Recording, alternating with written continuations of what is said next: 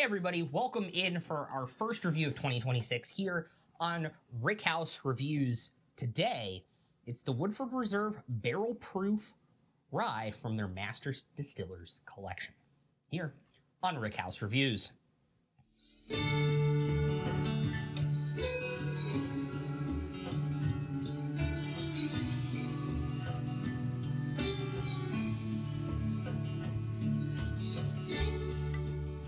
Welcome in everybody. I'm Ryan. I'm Doug. And today we're reviewing the latest release. It came out right at the end of the year after our cutoff, luckily for us. The Master Distillers collection from Woodford Reserve has a new entry into it. It is the Barrel Proof Rye. This one coming in at 125.1, a limited edition release. I'm excited to try this. Right. And we thought we'd confuse you all by starting out with a rye. Also worth of note, this is a 700 milliliter bottle, not a 750. A lot of the distilleries are actually going to that this year. Sad. We have now had... It allows us to go a longer way with number of bottles, I'm assuming. Yeah, they're all slightly smaller, but it does mean they're charging the same for 50 milliliters less. But that's how all international bottles are sold, are 700s. But we do have confirmation now that the Jack 10 and Jack 12 are also going to be 700s instead of just the Jack 14. So, with that, if you haven't seen the video before, we are changing up our review structure just slightly with aroma, flavor, finish, all coming in at 30 points apiece. And then we have the new caveat of buy again and recommend at 5 points with the option that we can give it a 0. Yes. However, as he was about to say, feel free to like, subscribe, comment, ring that bell, and join us on our 2026 adventures of reviewing magical, wonderful elixirs of bourbon and whiskey. Rye, American light whiskey. We'll have a smorgasbord for you all this year. Are you ready to get into it? I am ready for once. For the first time in 2026 launch? Welcome back, guys. That, opens up your sinuses. just a little bit. Gives you a little... It tingles the nose hairs. It's delightful, though. Like, it has, like, that warming rye spice with not too much dill on it. True.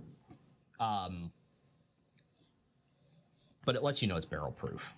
Almost a little bit too much. Oh, yes. Guys, it's right there at that 130, 120. 125.1. Right in the middle. Yeah. Whew. That's a hard one for me to judge.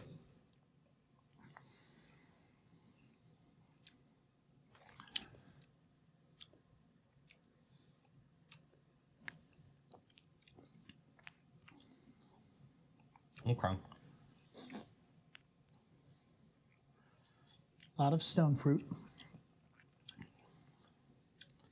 Nice little backburn. Not too heavy. Yeah, I'm surprised how fruity this is for a rye, if we're being honest. Mm-hmm. And it's not overpowering or pronounced. Nope. Like, it just undercuts the rye spice on that flavor. Yep. However, the finish is very overpowering. It's a lot of rye. Yep. But I like it. I don't think it's bad. Don't get me wrong, I don't think it's bad.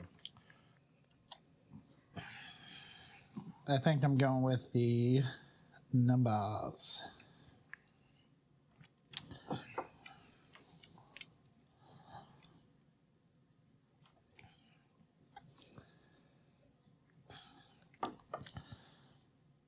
Yep, going with those numbers. Because I actually like the finish. I'm going to have some very, very confusing numbers for everybody. Even better.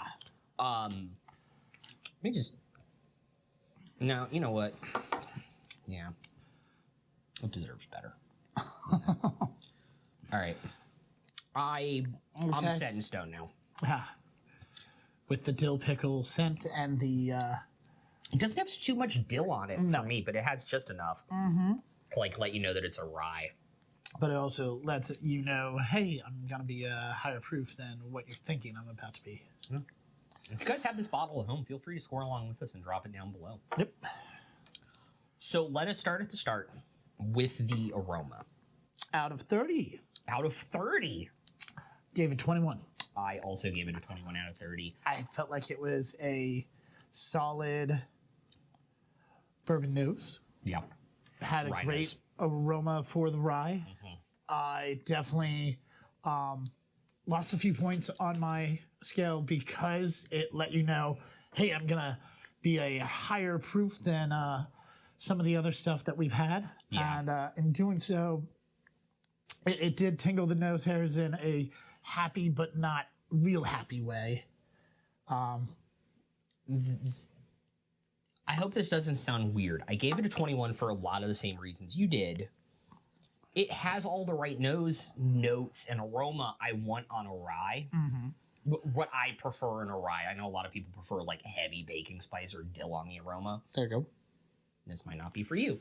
But the barrel proof, the proof on the nose kind of pushes everything aside and lets you know it's there a little bit too much. Right. So it is in that upper third, but it's not much higher than being in that upper third. There we go. That gives us a 21 out of 30. 30. Yep. Let's move on to flavor. I felt like the flavor was the second best part for myself. And so I give it a 23 out of 30. Wow.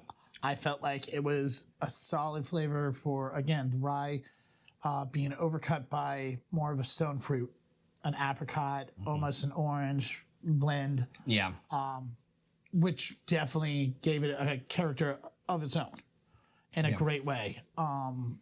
That being said, your number was? I also gave it a 23 out of 30. I thought it had some really great fruit sweetness to it, but also had like rye baking spice and like just a little bit of sweet dill on it. Right. Where the sweetness really balances with the rye spice, which is what I'm personally looking for in it.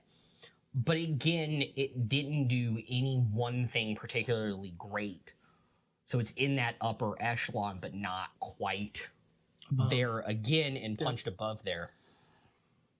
Moving on to the finish, I think this was the thing I liked least about it. Right. I thought it's rough. It's still sticking on my tongue. And like the back of my tongue and like the roof of my mouth, a little bit of that burn. I gave it a 17 out of 30. Understandable. For your taste. Yeah. For my taste. I don't think it's bad, but I also don't think it's much above upper half of rye finishes. Right. For me. Yep. Whereas my finish, I actually loved it. I absolutely enjoyed it. I felt like it was close, but not close enough to getting over that higher threshold. So I give it a 24 out of 30. I really enjoyed it because it does give, to me, it gave a slight hug, and then it just lingers slightly with some oils and some tannins of the barrel itself. But it doesn't overwhelm my palate in comparison to yours. And this might sound weird for the score that I gave it. It does have a lot of delightful, sweet, like molassesy sugar notes on it. The problem is it comes with a lot of burn and too much rye spice on the back half. Right. And that really, really hurt it. Moving on to buy again. Out of 5, Right.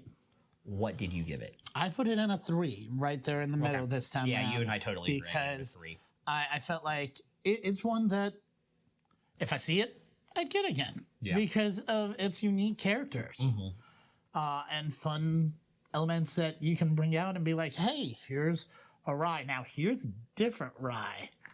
I think for barrel proof ryes, this is in limited edition barrel proof ryes at that. Right. I think I would get a backup bottle of this if I could get it at exactly MSRP. Right. Because it is unique and it's interesting. And yeah, I didn't like the finish, but it has a lot of the flavors and aromas that I like on it, where I can kind of use it to jump people's palates up to get into the other barrel proof ryes I like that are even higher than this one. Now the crazy thing is, given my score, Right. on recommend, I'm giving this a 4 out of 5. There you go. What are you giving? I gave it only a 2 out of 5 because I feel like this is one that I would recommend for more getting introed into rye because it's not your normal rye flavor.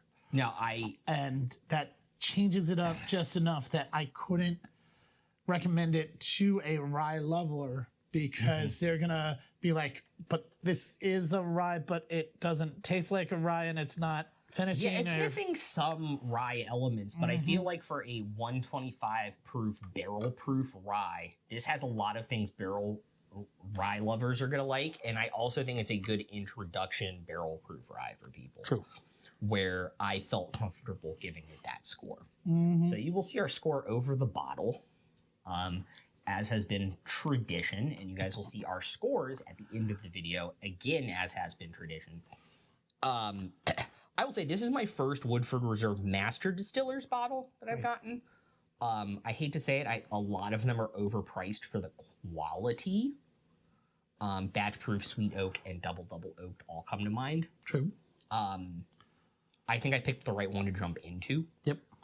And it's a very, very sturdy bottle that has like an 1.5 inch glass base. I don't know if that's going to come across in the video.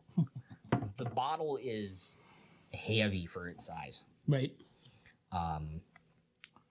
Also very nondescript packaging besides the green. I think this was a good jumping point in for the year. Yeah. Love jumping in, love jumping around, love reviewing bourbon with you here at Rickhouse Review. We really appreciate you being a part of our channel. Feel free to hit that bell. Let us know that you like us. Heck, give us some comments down below. And if you want, help subscribe and let all your guys, gals, and non-binary bourbon-loving pals subscribe to our channel as well. We really appreciate every moment that we spend doing these videos, and I hope you enjoy watching them. With that said, I'm Doug. I'm Ryan. We might be finished with this first version of Rickhouse Reviews 2026. Here we are. Unless you have one last thing to say. Just peace out. We'll see you next time, guys. Thanks again.